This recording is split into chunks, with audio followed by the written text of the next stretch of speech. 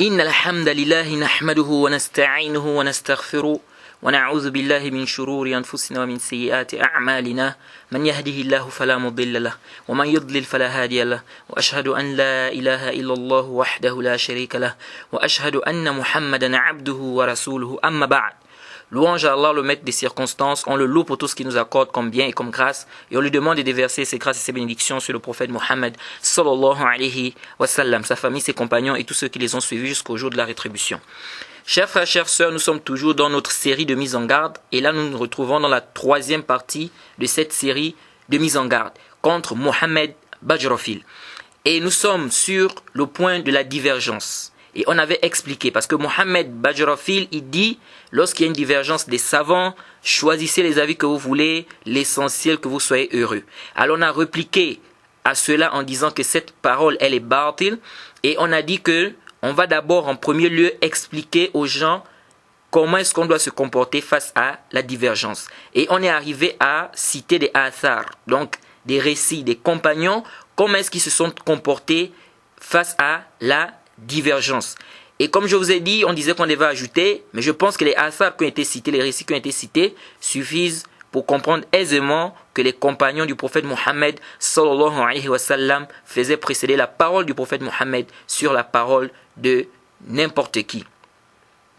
Alors, nous allons continuer donc dans ce sens-là, mais on ne va plus ici citer des athars par rapport à cela. Mais par contre, nous allons rentrer dans quelques exemples de Masaï du Fiqh pour vous faire comprendre aisément que la parole du prophète, on doit la faire précéder sur la parole de tout un chacun. Et donc, la série de mise en garde se fera comme suite.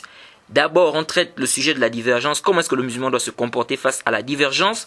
Ensuite, nous allons répliquer aux ambiguïtés, n'est-ce pas, et aux erreurs de Mohammed Bajrofil, parce qu'il en a plein, comme je vous l'ai dit, mais nous allons prendre juste les plus récurrentes, afin que les gens sachent très bien que ce n'est pas une personne que l'on doit écouter, parce qu'il a plein des erreurs, que ce soit dans les usul al-fiqh, que ce soit dans les usul al-hadith, que ce soit dans le fiqh, etc. Beaucoup de conceptions, beaucoup des erreurs que nous allons, Inch'Allah, essayer de répliquer.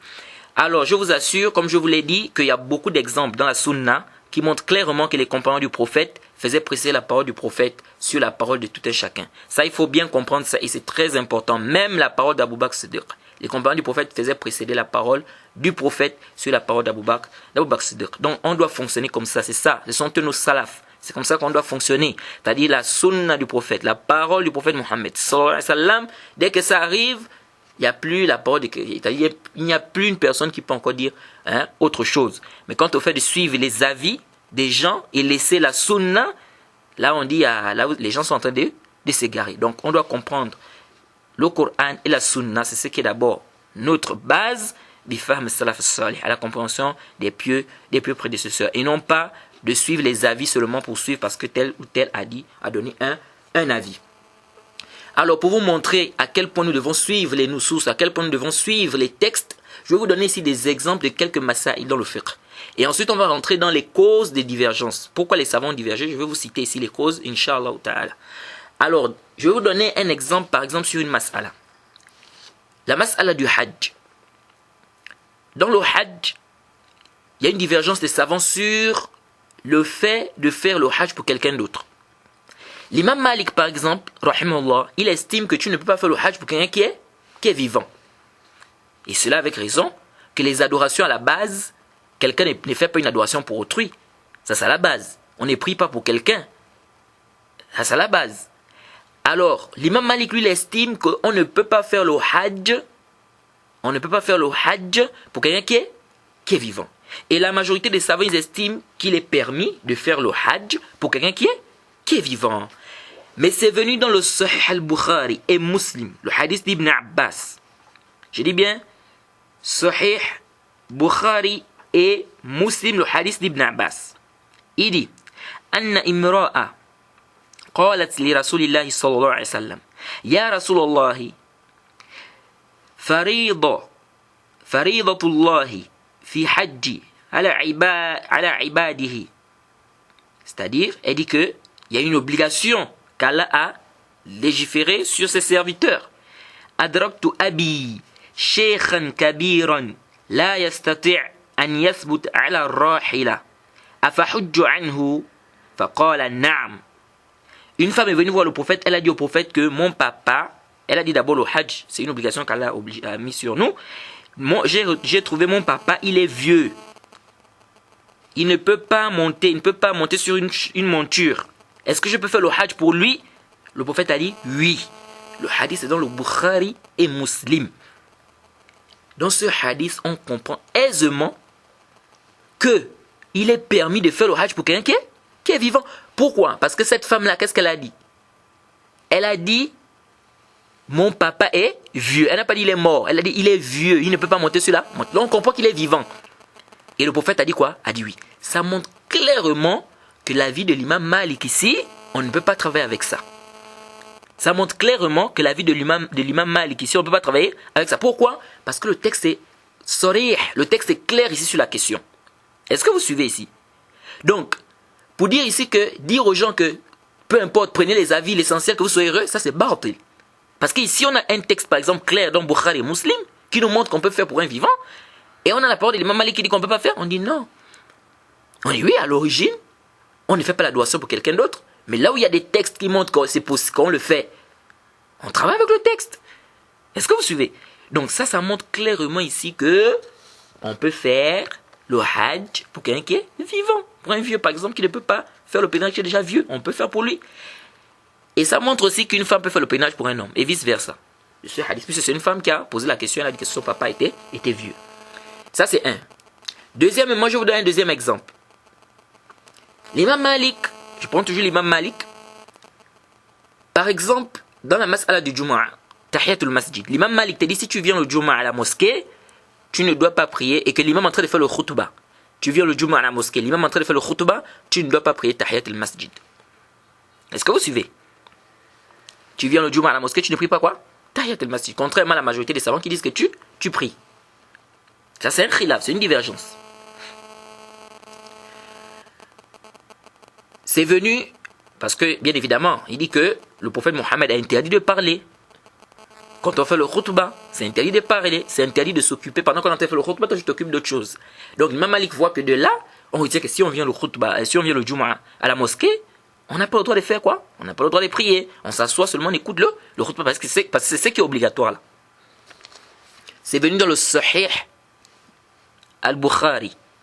Écoutez, hein, Sahih al-Bukhari. Que le prophète Mohammed sallallahu alayhi wa sallam, il dit Iza ja'a ahadukumul masjid. Suivez attentivement.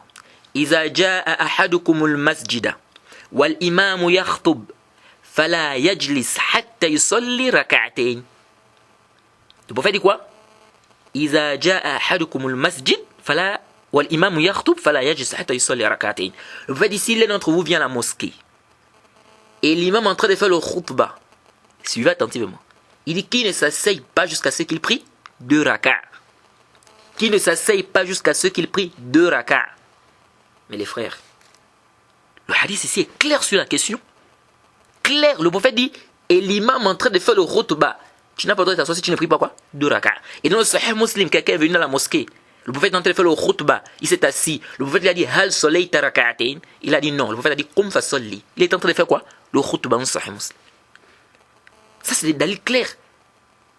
Un-nas sarih fi mahal niza'. Ça, c'est un texte qui est clair sur le débat, sur la question. Alors, ça montre clairement ici que l'avis de l'imam Malik, on ne peut pas travailler avec ça. On ne peut pas abadan. Et on dit clairement ici que l'imam Malik s'est trompé. Pourquoi? Parce que le texte ici est clair sur la question. Et c'est dans le Sahihain. Mais les frères, ici, on ne peut pas venir dire, comme dit Mohamed Badjirafil, que prenez les avis que vous voulez, l'essentiel que vous soyez heureux. Abadan, le prophète me dit ici dans le hadith que je trouve l'imam en train de faire le khutbah, je ne dois pas m'asseoir sans prier, sans faire 2 rak'ah. Maintenant, toi, tu me dis non, l'imam Malik a dit que quand tu viens, tu trouves l'imam en train de faire le khutbah, il ne faut pas prier. Et je vais prendre cette parole et laisser la parole du prophète. Mais subhanallah, on vit dans quel monde? On vit dans quel monde? Et c'est pourquoi l'imam Nawawi, c'est même méthode. L'imam Nawawi, qu'est-ce qu'il a dit concernant cette mas'ala?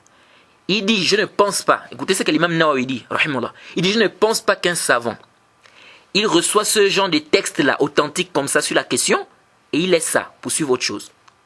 Ça, c'est ce que l'imam Malik dit. Hein. Il dit, je ne crois pas que quelqu'un... Ici, c'est pas la mas'ala de... Est-ce que tahiyat al-masjid, c'est wajib ou c'est pas wajib? C'est pas ça la mas'ala ici. Ici, la mas'ala, c'est sur le vendredi. Si je viens, je trouve l'imam en train de faire le khutbah. Est-ce que c'est permis pour moi de prier? Oui ou non? Pendant que l'imam est en train de faire le khutbah. C'est ça la mas'ala. C'est pas... Est-ce que c'est wajib ou c'est pas wajib? Ça, c'est une autre mas'ala là-bas. L'imam, non, il dit quoi ici? Il dit que je ne vois pas un savant qui va recevoir un tel texte et il va laisser ça pour suivre autre chose. Mais les frères... Donc ici on peut plus dire non, si celui qui veut, il choisit la vie qu'il veut et puis c'est batil ça. Ça c'est batil. Ici là, je suis la parole du prophète Mohammed sallallahu alayhi wa sallam et la parole de l'imam Malik. Je mets ça à côté et je lui donne des excuses. Peut-être il n'a pas eu le dalil, peut-être. Mais moi ici, je ne dois pas le suivre. C'est pourquoi Ibn Rushd, qu'est-ce qu'il dit Ibn Rushd dans Bidat al-Mujtahid lorsqu'il a traité cette masala? À la fin il dit quoi? À la fin il dit peut-être que l'imam Malik a regardé le amal de Al-Médine, c'est-à-dire la pratique des gens de Médine. Il dit peut-être que l'imam Malik a regardé quoi? Le amal de Al-Médine, c'est-à-dire la pratique des gens de Médine. Parce que comme on vous l'a déjà dit, ça c'est parmi les principes de quoi? De l'imam Malik. Alors donc, ça c'est une mas'ala qui est claire. Et je m'en souviens une fois, on était en train de traiter une mas'ala en classe. C'était un sujet comme ça. Et je m'en souviens plus bien du sujet. On est arrivé sur le sujet et à la fin, il y avait un texte qui était clair sur la question. Et ce texte-là, on l'a présenté à l'imam Malik. L'imam Malik a dit, oui, mais laysa alayhi amal indana. Il a dit oui, mais ici, là, cette pratique-là c'est pas pratiqué chez nous ici. Et j'étais assis, j'ai dit, subhanallah. Comment il peut délaisser le texte pour dire que parce qu'on ne pratique pas ça chez lui? Toute la classe, les gens se sont acharnés sur moi. Les gens se sont acharnés. Et certains étudiants qui étaient là, qui faisaient le fanatisme de l'imam Malik, ils disent non, comment? Il a certainement un dalil. Je dis subhanallah. La masse, on est en train de traiter ça ici dans le livre. Bidat al-Mujtahid. Les dalils sont là. Comment tu dis il a peut-être un dalil? Donc, il avait peut-être un dalil que ces savants n'ont pas cité ici. Et puis, même s'il avait peut-être un dalil, maintenant là tu n'as pas le dalil que lui il avait peut-être là. Mais tu as d'abord des dalils qui contredisent ce qu'il a dit. Tu laisses d'abord ça pour dire peut-être il avait un dalil. Tu vas laisser ce qui est wadih, ce qui est sarih, ce qui est clair, yaqin, pour prendre quelque chose qui est le zone, tu ne sais pas peut-être, tu es dans le peut-être alors que le texte ici est clair. Et le professeur après il a dit, effectivement ce qu'il dit c'est vrai. Ce qu'il dit c'est vrai. Comment il peut laisser le texte qui est clair ici sur la question pour dire que non, la pratique, c'est pas une pratique qui est faite quoi à Médine. Alors bref, c'est pour dire quoi ici? C'est pour dire ici qu'un savant, il peut faire des erreurs. C'est pas parce que quelqu'un est savant que tout ce qu'il dit est nécessairement vrai. C'est pas parce que quelqu'un est savant que tout ce qu'il dit, on doit nécessairement prendre cela. Ça c'est important les frères. Parce que si on n'a pas compris ça, on s'embrouille. C'est pourquoi j'ai dit qu'il faut connaître les asbab du khilaf. Parce que parmi les asbab du khilaf, peut-être le savant n'avait pas le dalil. C'est pourquoi l'imam Nawawi dit, il dit que je ne pense pas, la masala qu'on a traité précédemment, il dit si je ne pense pas qu'un savant il voit ce genre de dalil là et puis il laisse ça pour suivre autre chose. Donc on s'est dit que le dalil est tellement clair que bon, comment le savant a pu, bon peut-être il n'avait pas, parce qu'il a vu ça et puis il l'a laissé. C'est quand même, c'est difficile quand même à croire. Vous voyez. Donc c'est pour vous dire que les frères ici, les textes, nous devons faire précéder les textes sur la parole de qui que ce soit. Et quand on dit ici de faire précéder les textes sur la parole de qui que ce soit, ça ne veut pas dire que tu prends un texte, que tu viens avec ta compréhension à toi qui vient de ta propre tête. Non. Comme on a dit, Kitab wa Sunna bi fahmi salaf as-salih. Mais le texte ici, ça veut dire que ce texte-là, comme par exemple on est sur une mas'ala comme ça, un khilaf par exemple comme ça, et que le texte est clair sur la question, ici on ne peut pas dire aux gens que choisissez ce que vous voulez. On ne peut pas dire ça.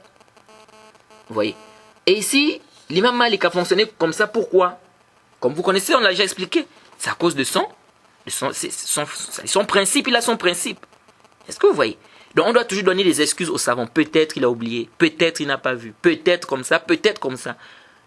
Mais nous on ne doit pas le suivre dans quoi? Dans son erreur.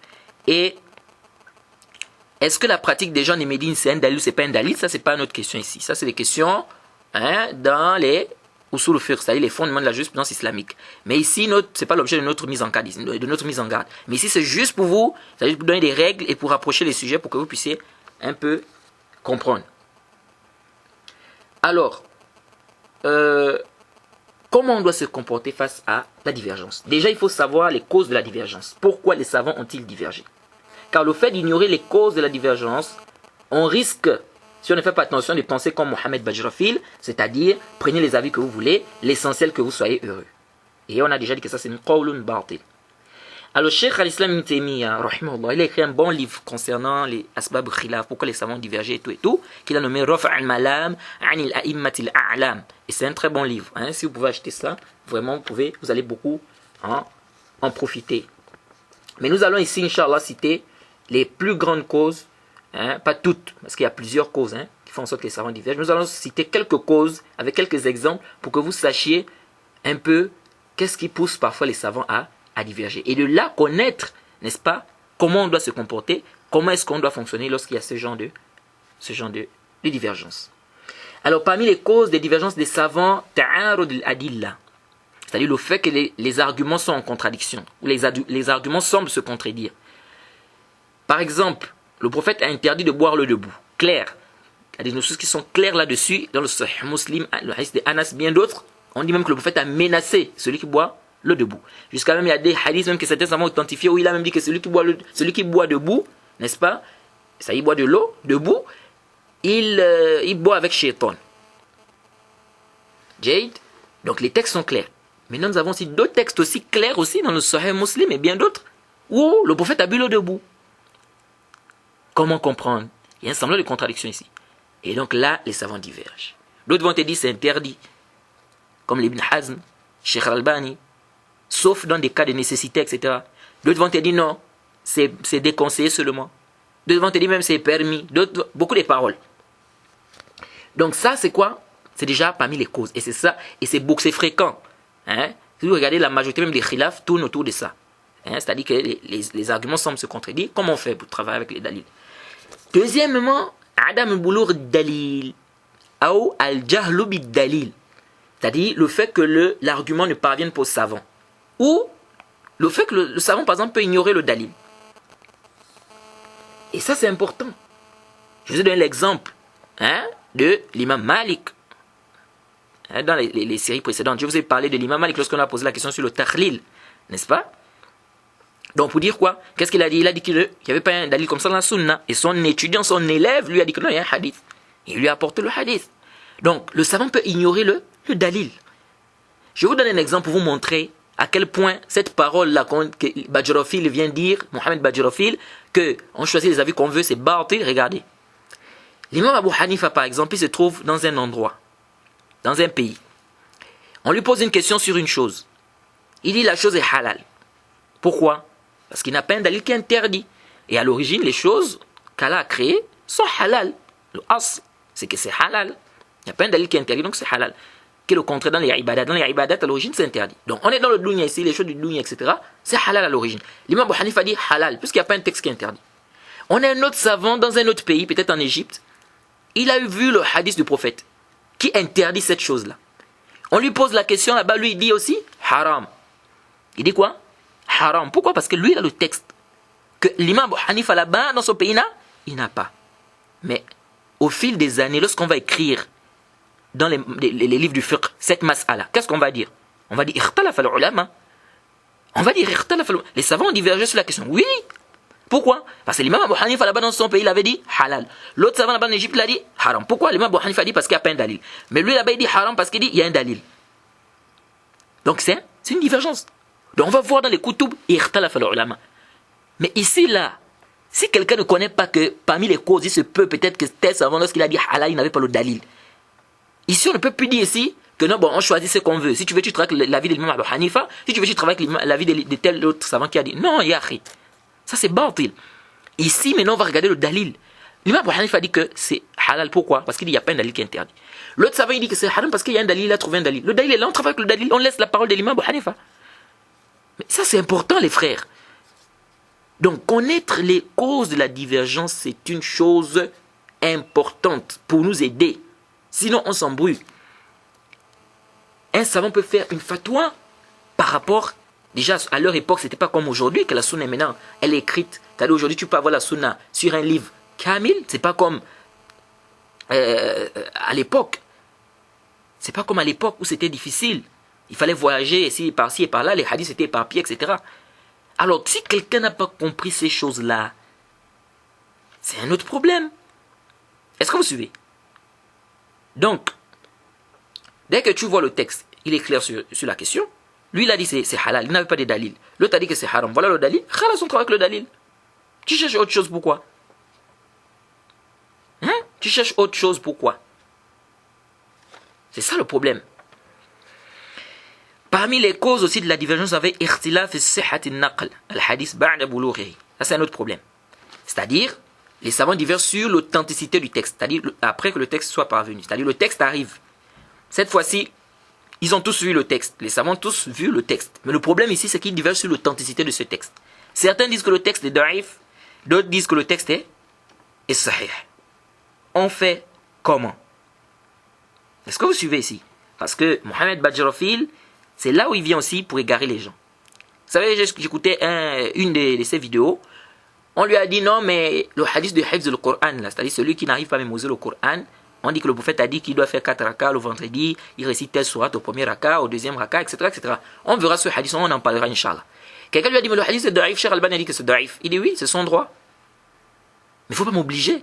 Est-ce que vous voyez un peu le raisonnement de Badjarofil? Il veut dire quoi par là? Il veut dire que, même si le Cheikh Al-Albani dit que c'est da'if, mais il y a d'autres savants qui ont dit ça, donc chacun choisit ce qu'il veut. هذا قول باطل. هذا قول باطل. Ici, là, c'est pas un problème de tel a dit c'est sahih, l'autre a dit c'est da'if, donc choisis ce que tu veux, n'oblige pas l'autre. Non, ce n'est pas ça ici. Ici, c'est un problème de hujja, des dalil. Des dalil. Et lorsque les dalil arrivent, on doit suivre le haqq. Si les arguments sont clairs que le texte est da'if, même si le cheikh, le savant avait dit que c'est authentique, on laisse. Si les arguments sont clairs, que ici, là, même Cheikh Al-Albani, si on a des arguments clairs, c'est prouvé qu'il s'est trompé ici sur le tasih, on laisse le hadith. Si on a des arguments clairs qu'il s'est trompé sur le tada'if, on travaille avec le hadith. La même chose d'Imam Bukhari, la même chose d'Imam Ahmed, la même chose d'Arakousni, tous les savants d'ailleurs de l'islam. On ne va pas venir dire aux gens, non, tu choisis, si tu veux, tu travailles, tu dis que c'est da'if, tu travailles avec, si tu veux, tu dis que c'est sahih, tu travailles avec, c'est-à-dire, tu as le choix. Ça, c'est quoi, c'est ça? Et tout à l'heure, on va parler de ça parce que j'ai remarqué que Mohamed Badjarofil, c'est quelqu'un qui est rempli des hadiths da'if dans sa tête. J'ai dit, il est rempli des hadiths da'if dans sa tête. Texte da'if à la tête. Et c'est normal. Lorsque d'abord, il n'a pas des usul dans le ilm al-hadith, et ça se voit clairement dans ses propos. Quand je l'écoute, j'écoute des erreurs graves dans le ilm al-hadith. J'ai dit, mais subhanallah, comment quelqu'un comme ça là peut venir parler devant les gens? C'est grave. Alors, il apporte des choses graves, c'est-à-dire des choses même c'est-à-dire que ça n'a même pas de, c'est-à-dire, ça n'a même pas, comment dirais-je, c'est-à-dire ça n'a même pas de as. Comment quelqu'un peut, c'est-à-dire, tu ne maîtrises pas un domaine, pourquoi tu veux te lancer dans ça? Et on va en parler. Et c'est pas tout, parce qu'il y a beaucoup de domaines où il s'embrouille dans les usul al-fiqh, il dit qu'il enseigne usul al-fiqh, mais il fait des erreurs terribles. Alors, musta'an. Et tout ceci, on va en parler, Inch'Allah. Donc ici, parmi les causes aussi sur l'authenticité du hajj. Je vais vous donner un exemple. Sur le hajj, les savants divergent sur une mas'ala sur le hajj. Lorsqu'on va au hajj, le 10e jour, lorsqu'on lapide la grande stèle. Le 10e jour, on lapide la stèle, n'est-ce pas? Lorsqu'on finit de lapider la stèle, on peut se désacraliser. Bien sûr, c'est un khilaf là-bas, mais je ne vais pas rentrer là-bas dans les tafsilat. On peut se désacraliser. Lorsque tu te désacralises, certains savants te disent, si le soir, tu te désacralises, tout est devenu halal pour toi, sauf les femmes. Jusqu'à ce que tu fasses le tawaf à l'ifard. Certains savants te disent, si le soir te trouve là, tu t'es désacralisé, tu as enlevé le ihram, tu as remis tes vêtements, tu t'es parfumé, tu as fait... C'est-à-dire tout est devenu halal, sauf les femmes, comme on a dit. Mais si le soir te trouve là, comme ça, et que tu n'as pas fait le tawaf à l'ifard, tu retires tes vêtements, tu remets le ihram, et tu retournes en état de désacralisation. Tout ce qui t'était haram redevient haram pour toi. Jade, d'autres savants te disent non. Une fois que tu t'es désacralisé, c'est fini. Une fois que tu t'es désacralisé, c'est fini. Il n'y a plus à dire que même si le soir te trouve, tu n'as pas fait le tawaf, il n'y a pas à dire que tu reviens encore, etc. Mais la divergence, cette divergence, elle retourne à quoi? C'est quoi la cause de ça? C'est sur un hadith qui est dans le Sunan Abi Daoud, où le prophète te dit clairement que si le soir te trouve et que tu n'as pas fait le tawaf, tu dois retourner en état de désacralisation. Alors certains savants ont authentifié ce hadith, tel que le Cheikh Al-Albani, Ibn al-Qayyim, par exemple. Ils ont authentifié le hadith. Et donc ils disent qu'on doit travailler avec le hadith. Donc si le soir te trouve là, à Mina, tu n'as pas fait le tawaf et l'ifar, ici tu reviens en état de désacralisation. Et d'autres savants te disent non. Ils trouvent par exemple que le hadith est da'if. Jade. Et puis je rappelle qu'ici, il n'y a pas un ijma'. Parce qu'il y a des gens qui disent, oh non, il y a un ijma' sur la question que non, on ne doit pas retourner à l'état de sacralisation même si le soir te trouve et que tu n'as pas fait le tawaf. Il n'y a pas ijma'. Il n'y a pas ijma' sur la question. Ça a été rapporté, c'est un khilaf. Et Urwa ibn Zubayr, qui fait partie des tabi'in, il avait cet avis. Donc ce n'est pas un ijma'. C'est depuis même les tabi'in. Et le texte ici est clair sur la question. Bref. Alors, ici, c'est une divergence. Mais la divergence repose sur quoi? Sur le texte. Sur un texte. Ce texte-là, ceux qui ont authentifié le texte disent qu'on travaille avec le texte. Ceux qui ont dit que le texte est da'if, ils ne travaillent pas avec le texte. Donc la divergence ici, c'est quelle est la cause ici de la divergence? C'est sur un texte. S'il est authentique, on travaille. S'il n'est pas authentique, on ne travaille pas avec. Vous voyez? Donc ça, c'est parmi les causes de quoi? Des divergences des savants. C'est-à-dire l'authenticité d'un texte. Et vous allez trouver ça aussi également beaucoup dans quoi? Dans le livre de fiqh. Parfois les savants divergent. Ils divergent sur quoi? L'authenticité d'un hadith. Maintenant, quand les savants divergent sur l'authenticité d'un hadith, comment on fait? On fait comment? Celui-là a dit que c'est da'if, l'autre a dit que c'est sahih. On fait comment? Tout ceci, Inch'Allah, on parlera de ça parce que je vous ai dit que on va réserver une séquence sur les hadiths da'if que Mohamed Bajrafil est en train de remplir, n'est-ce pas, la communauté musulmane avec, ou bien la communauté de France, ou bien les francophones, je vais dire, le public francophone, ils remplissent leur tête avec des hadiths da'if. Pourquoi? Parce que le bon monsieur, n'est-ce pas, il est da'if fi ilm al-hadith, c'est-à-dire il est très faible en ce qui concerne les sciences du hadith. Et bien évidemment, c'est pourquoi il tombe dans ce genre d'erreur. Donc il remplit les gens avec des trucs da'if, et sous prétexte que, parce qu'il est venu avec le premier hadith sur le hifz du Coran, que oui, mais il y a un tel savant qui a dit. Non, ici, ce n'est plus un problème de tel savant qui a dit. C'est-à-dire, il faut que les gens comprennent. Ici, ce n'est plus un problème de tel savant a dit. Ici, c'est maintenant un problème de dalil. Le ilm al-hadith, c'est une science où il y a des qawaïd. Il y a des règles. Donc, ces règles-là, on doit les comprendre, on doit les peser. Bien évidemment, c'est pas tout le monde qui peut maîtriser, qui peut comprendre tout cela. Bref, mais je vous l'ai dit ici, un point qui est important, c'est quoi? C'est que ici, on ne doit pas dire aux gens, non, tant qu'il y a divergence, il y a l'autre savant qui a dit que c'est daif, l'autre a dit que c'est sahih, donc choisis ce que tu veux, tu prends, et puis tu travailles avec. Non. Alors, parmi également les causes des divergences, vous avez ce qu'on appelle al-ikhtilaf fi na'i dalil. Hal yuhtajju bihi am la? C'est-à-dire, nous avons la divergence par rapport à la catégorie de dalil. C'est la catégorie de la preuve. Ou le genre de preuve. Est-ce que c'est une preuve, oui ou non? Par exemple, le mafhoum al-adad. Est-ce que le mafhoum al-adad, c'est un dalil dans l'islam? Le mafhoum al-adad, c'est-à-dire ce qui se comprend de manière contraire par rapport au nombre. On a aussi hal amal ahl Medina dalilun, comme ce qu'on a dit, la pratique des gens de Médine, des tabi'in, c'est-à-dire la pratique des gens de Médine, des tabi'in par exemple, à l'époque des tabi'in, la pratique des gens de Médine. Est-ce que c'est un dalil, c'est une preuve, oui ou non? Les savants de Usul, ils divergent. Le qiyas, est-ce que c'est un dalil, c'est une preuve, oui ou non? Est-ce que vous suivez? Donc il y a aussi ce qu'on appelle la catégorie des dalils. Est-ce que ça c'est considéré comme un dalil ou pas? Si un savant par exemple il dit par exemple que la pratique des gens de Médine c'est un dalil comme l'imam Malik, c'est évident que sur une question il va travailler avec ça, il va considérer ça comme un dalil. Si d'autres savants estiment que c'est pas un dalil, ils vont pas prendre ça comme un dalil, donc ils vont dire que ce que toi tu nous apportes on ne peut pas travailler avec ça parce que c'est pas un dalil chez nous. Est-ce que vous suivez? C'est pour vous dire que parmi les causes de divergence aussi, il y a est-ce que ce que tu apportes là, c'est considéré comme un dalil ou bien c'est pas considéré comme un dalil? Le mafhoum mukhalafa, c'est un dalil ou bien c'est pas un dalil? Ça c'est parmi les causes de quoi? Des divergences des savants. Ensuite nous avons aussi al-ikhtilaf fil qa'ida. La divergence sur une règle. Sur quoi? Une règle. On a par exemple une qa'ida. Est-ce que cette qa'ida là, ici là, ça va passer ou ça ne passe pas? Est-ce que c'est un dalil ou c'est pas un dalil? Par exemple, haml mutlaq ala al-muqayyad, c'est-à-dire le fait qu'un texte soit général, nous avons un texte qui est général et nous avons un autre texte qui est restreint. À quel moment la restriction du texte général se fera? Par exemple, le prophète ou Allah subhanahu wa ta'ala par exemple parlait de celui qui tue quelqu'un involontairement. Il doit faire comme expiation de faire sortir quoi? Un esclave comme expiation. Et il a également parlé de zihar. Zihar, il a demandé aussi l'expiation zihar, c'est-à-dire celui qui dit par exemple à sa femme que tu es comme le dos de ma mère, etc. Zihar, il a demandé par exemple de faire sortir également là-bas un esclave comme expiation. Alors, dans le meurtre involontaire, on a dit un esclave. C'est pas précisé. Est-ce que c'est un esclave croyant qu'on doit faire sortir ou un esclave qui est mécréant qu'on doit faire sortir? Et dans le zihar, on a dit un esclave croyant. Est-ce qu'on va prendre Donc là, le zihar, là-bas, c'est bien précis. Mais dans le meurtre involontaire, c'est pas précis.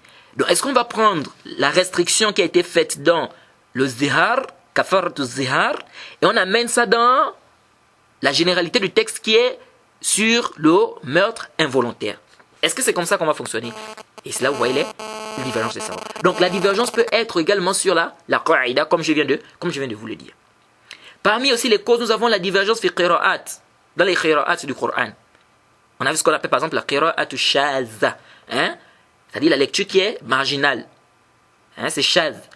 Est-ce qu'on travaille avec ça, oui ou non? Certains vont te dire oui, on travaille du moment où c'est authentique, on travaille avec. L'autre va te dire non, on ne travaille pas avec ça. Et donc ça peut amener un khilaf, une divergence sur une question. Le jeûne, est-ce qu'on doit le faire mutatabi'a, c'est-à-dire est-ce qu'on doit le faire de manière successive, ou bien on a le choix? Je peux jeûner aujourd'hui, si je veux rembourser un jeûne, je peux jeûner aujourd'hui, demain après. Est-ce on fait comme ça? D'autres vont te dire non, ils travaillent avec la version qui est venue dans le hadith. D'autres vont te dire non, c'est shaz, c'est marginal, c'est une qira'a, c'est une lecture du Coran, mais c'est shaz. Est-ce que vous suivez un peu? Donc ça aussi c'est parmi quoi? Les asbab du khilaf, c'est-à-dire qu'ils divergent sur la qira'at, c'est-à-dire que la lecture, est-ce que cette lecture-là, on peut s'argumenter de ça? Oui ou non? Parmi les causes de divergence, vous avez ce qu'on appelle le fait qu'un mot ait plusieurs sens. Un seul mot, si ça a 2 ou 3 sens, ou plusieurs sens, ça peut amener une divergence. Par exemple, mas'alatu quru. Al-quru. Al-quru, c'est-à-dire ça a 2 sens en arabe. Ça peut avoir le sens de l'état de pureté, ça peut avoir le sens des menstrues. Alors les savants ont divergé ici. La femme, par exemple, qui a été divorcée, elle a 3 mois d'attente, de vicuité, etc. Mais ces 3 mois d'attente, elle compte ça comment? Est-ce qu'elle compte, c'est par rapport à la période des menstrues, ou bien elle compte, c'est par rapport à la période de pureté? C'est une divergence des savants. La divergence retourne sur quoi? Sur le mot quru, parce que ça a 2 sens. Ça veut dire ça, ça veut dire ça. Maintenant, c'est quoi le sens qui est voulu ici dans le Coran? Lorsqu'Allah a parlé de 3 quru, ça veut dire quoi ici? C'est quoi le sens? C'est là le problème. Donc vous voyez, ça c'est parmi les causes également de divergence. Sur un seul mot, si un mot a par exemple 2 ou 3 sens, parfois les savants divergent sur cela. Parmi les causes de la divergence, on a haml al-lafz ala al-haqiqa ou ala al-majaz. Le fait qu'on prenne un mot. Est-ce qu'on doit prendre ce mot-là, comprendre ça de manière apparente, de manière réelle, dans son sens premier, ou on doit comprendre ça dans son sens second, c'est-à-dire de manière, comment on peut dire, au sens figuré, entre parenthèses. Est-ce que vous suivez? Je vais vous donner un exemple. Le prophète Mohammed, sallallahu alayhi wa sallam, par exemple, dans un hadith authentique, rapporté par l'imam Bukhari, dans son livre Kitab al-Fitan, le prophète dit, par exemple, il se peut qu'une femme soit vêtue ici-bas, c'est-à-dire elle est habillée ici-bas, et dans l'au-delà, elle est nue. Il se peut qu'une femme soit vêtue ici-bas et nue dans l'au-delà. Les savants divergent ici. Qu'est-ce que ça veut dire vêtue ici-bas et nue dans l'au-delà? Qu'est-ce que ça veut dire? Est-ce qu'on doit comprendre ça dans son sens premier, c'est-à-dire qu'elle est vêtue ici, c'est-à-dire vêtue, c'est-à-dire de manière claire, comme tout le monde, c'est-à-dire elle a un vêtement, etc., elle est habillée. Et nue aussi, ça veut dire qu'elle est nue comme on connaît, c'est-à-dire au sens premier. Pas de vêtements. Ou bien c'est une kina, c'est-à-dire que on doit comprendre au sens second, c'est-à-dire que c'est comme une figure de style en fait. Bien on doit comprendre au sens figuré. Alors certains savants vont te dire, ici habillé ça veut dire des bienfaits d'Allah. C'est-à-dire qu'elle jouit des bienfaits d'Allah. Elle jouit des bienfaits d'Allah. Et nue, ça veut dire qu'elle ne sera pas récompensée, elle n'aura rien comme récompense. Comment? Certainement, elle a eu des bienfaits d'Allah, la grâce d'Allah, mais elle n'a pas remercié, elle a été ingrate, elle faisait des péchés, la désobéissance, etc. Donc, Yawm al-Qiyamah, elle sera nue, c'est-à-dire qu'elle n'aura pas de récompense. Un groupe de savants ont dit ça. Et Ibn Hajar, dans le Fath al-Bari, il a rapporté beaucoup de paroles par rapport à ça. C'est pas seulement ça. Parce qu'ici, je ramène juste 2 pour vous faire comprendre la question, mais sinon, il y a beaucoup de paroles. Et il y a d'autres qui vous disent non. Ici, l'on doit comprendre ça dans son sens premier. C'est-à-dire de manière apparente. Habillé ici-bas, c'est-à-dire habillé réellement avec des vêtements. Et nu dans l'au-delà, nu réellement. Sans vêtements. Est-ce que vous suivez? Alors, ceux qui ont dit que non, on doit comprendre ça au sens figuré, ont dit non, on ne peut pas comprendre ça au sens premier. Pourquoi? Parce que le prophète Mohammed sallallahu alayhi wa sallam nous a informé que Yawm al-Qiyamah, on va être ressuscité, nu, incirconcis, et on sera machin. C'est-à-dire sans chaussures, etc. Est-ce que vous suivez? Ils ont dit, on sera ressuscité nu. Donc tout le monde sera ressuscité nu. Donc ça veut dire que le sens du hadith, c'est pas ça. Pourquoi? Où est la faille de citer ça? Puisque tout le monde sera ressuscité nu. Pourquoi le prophète dit que cette femme, peut-être elle est vêtue ici dans le bas monde et dans le delà elle est nue? Non, tout le monde sera nu. Est-ce que vous suivez? Et les autres ont répliqué, ils ont dit non. Le prophète nous a aussi informé que la première personne qui sera vêtue, c'est qui? Ibrahim alayhi salam. Le prophète d'Allah. C'est la première personne qu'on va vêtir. Donc ils disent, donc ça montre quoi? Ça montre que oui, c'est vrai, vous avez raison, on sera tous ressuscités nus, mais après on va s'habiller. Alors ici, là, quand on va s'habiller, elle sera quoi? Elle sera nue. Donc nue ici, c'est dans le sens réel. Et ça, c'est ce qui est prépondérant. C'est-à-dire, à l'origine, un texte, lorsque ça arrive, nous devons comprendre ça dans son sens premier. Ça, c'est l'origine. Maintenant, si on veut déplacer ce sens-là dans un autre sens, il faut des indices, il faut des dalils. Il faut des preuves. Sinon, non, on ne déplace pas. C'est pourquoi l'imam Ash-Shanqiti, Al-Amin Ash-Shanqiti, dans son livre Adwa al-Bayan, il a rappelé ça. Qu'à l'origine, on doit comprendre le texte ala zahirihi. Ça, c'est le asl. Si je te dis, prends-moi de l'eau, même dans la langue arabe, le sens, c'est que tu dois, c'est de l'eau qui est connue. Maintenant, si je te dis, non, c'est pas de l'eau là il faut que je précise. Tu peux pas dire à quelqu'un, prends-moi de l'eau, alors que tout le monde sait que c'est connu que l'eau, c'est l'eau. C'est-à-dire, c'est connu que c'est ça l'eau. Maintenant, après toi, tu dis, non, c'est pas ce que je voulais dire. Non, mais l'origine, c'est pas ça. Donc, si on veut déplacer le sens, ou on veut déplacer le mot de son sens premier, il faut des indices. Il faut quoi? Il faut des indices. Vous voyez? Et donc, ça amène des divergences chez les savants. Donc, vous allez voir des savants comme ça. Ils vont prendre le texte, ils vont dire, non, ici, on ne peut pas comprendre ça comme ça. On comprend ça dans son sens second. L'autre vont dire, non, l'origine, c'est qu'on doit comprendre dans son sens premier. Donc, ici, on comprend ça dans son sens premier. Donc, ça, c'est parmi quoi? Les asbab, c'est parmi les causes également du khilaf. Alors, parmi les causes également du khilaf,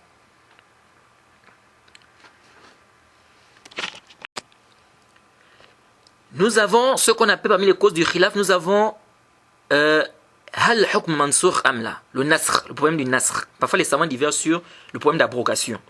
Est-ce que ce hukm a été abrogé, oui ou non? Je vous donne un exemple.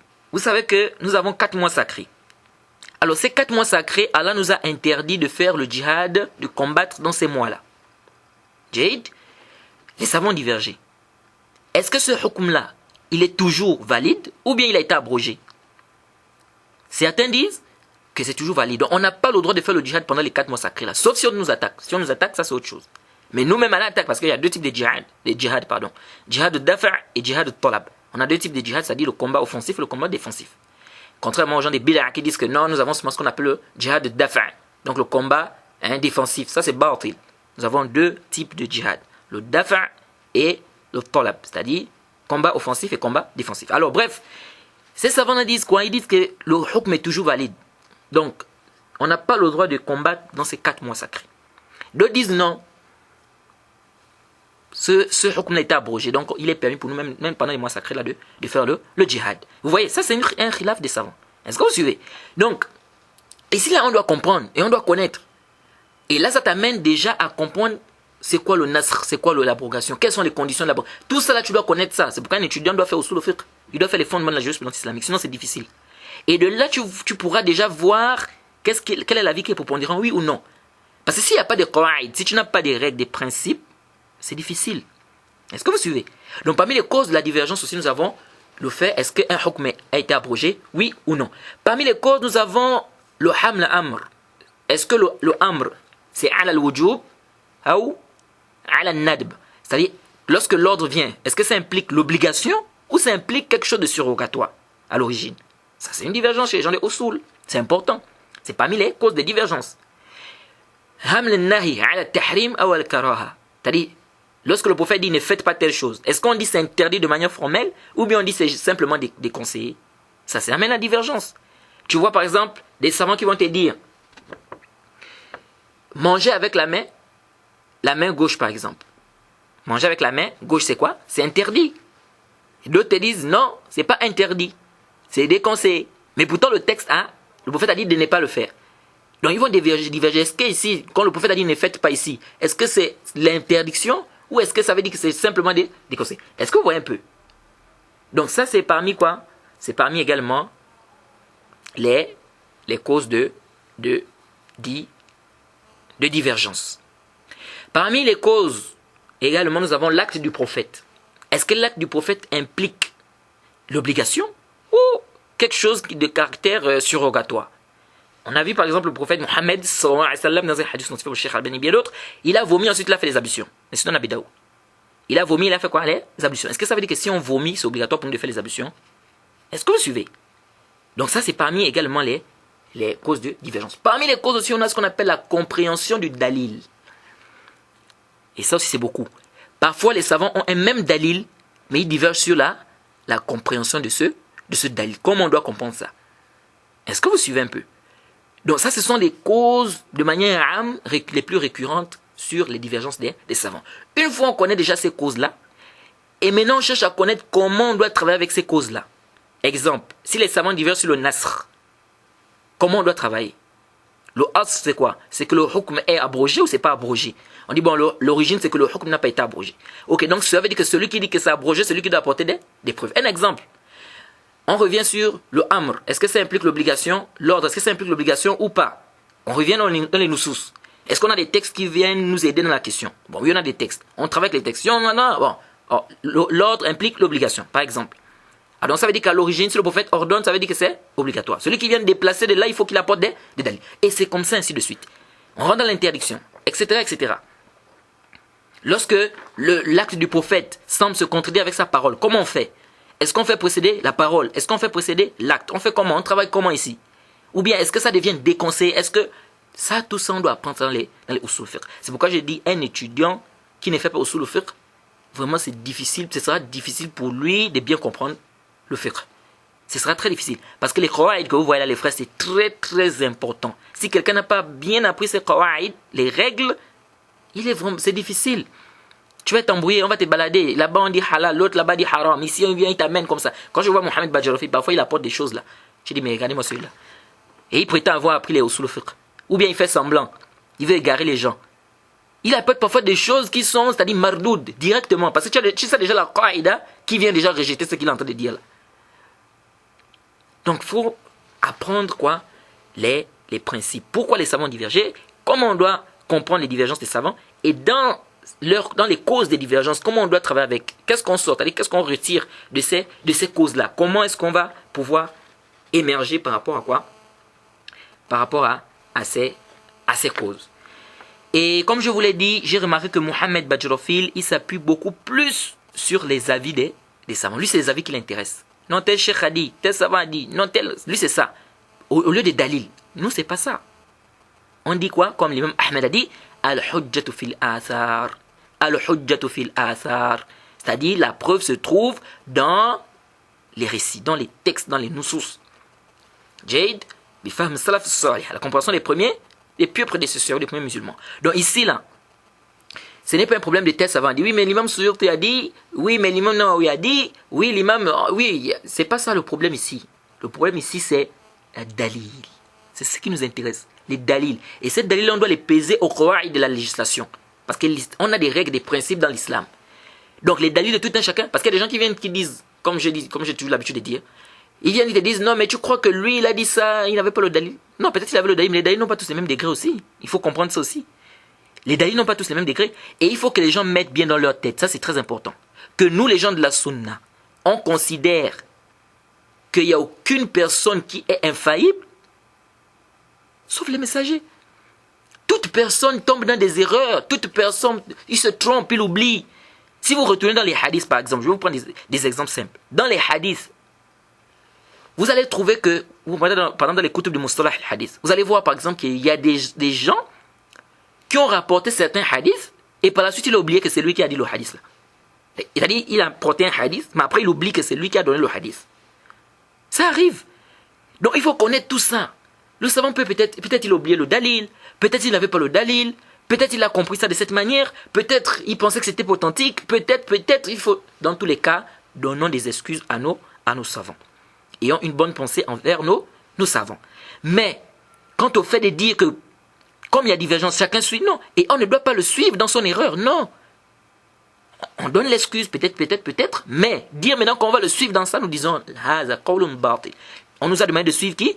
Le prophète Mohammed sallallahu alayhi wa sallam. C'est pourquoi le Cheikh Ibn Uthaymin, lorsqu'il parlait du verset où Allah dit que lorsqu'on va leur demander qu'est-ce que vous avez répondu au messager, le Cheikh Ousseini, lorsqu'il parlait de ce verset, qu'est-ce qu'il dit?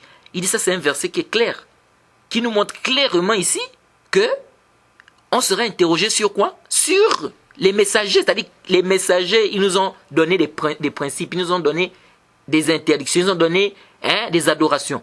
Qu'est-ce qu'on a fait? On ne va pas te dire non, tu as répondu quoi à la parole de l'imam Malik? Il faut faire attention.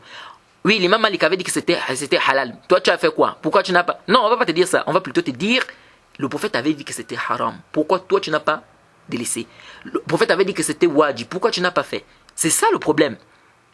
Ce ne sera pas non, mais pourquoi tu n'as pas suivi l'avis de l'imam Nawawi? Pourquoi tu n'as pas suivi l'avis de l'imam... Non, ce ne sera pas ça. Donc ça, c'est important pour nous de comprendre, les frères. Le dalil, c'est ce qui doit précéder. C'est-à-dire, on doit mettre le dalil devant et non pas la parole de quelqu'un. Et on a dit, on a rappelé, c'est très important, que toute personne qui apporte une parole qui n'est pas, il n'y a pas de dalil, ou bien, c'est sur une adoration par exemple, il n'y a pas de dalil, ou bien le dalil est en contradiction avec des textes clairs, ici sa parole est mardoud. Et tous les savants le disent de la sunna, tous les savants de la sunna le disent. Que si ta parole, il n'y a pas un dalil, ou bien ça vient contredire les nusus, on ne peut pas prendre ça. Peu importe ton degré de science. Peu importe ton degré de science. Vous voyez? Ça, c'est très important pour nous de comprendre cela. Alors donc, on demande qu'Allah nous facilite. On va d'abord s'arrêter ici pour cette troisième mise en garde. Et nous allons continuer dans une quatrième série de mises en garde, Inch'Allah, où on va peut-être terminer ce fasl, c'est-à-dire cette partie du khilaf, comment comprendre la divergence, etc. Et ensuite rentrer dans des ambiguïtés et les erreurs de Mohamed Bajrafil et pouvoir répliquer à cela parce qu'il ne cesse, n'est-ce pas, de égarer ou bien de manipuler les gens avec ces ambiguïtés. On s'arrête par ici, on demande qu'Allah nous facilite, qu'il nous guide. Wa subhanaka Allahumma bihamdik wa ashhadu an la ilaha illa anta astaghfiruka wa atubu ilayk. Assalamu alaikum wa rahmatullahi wa barakatuh.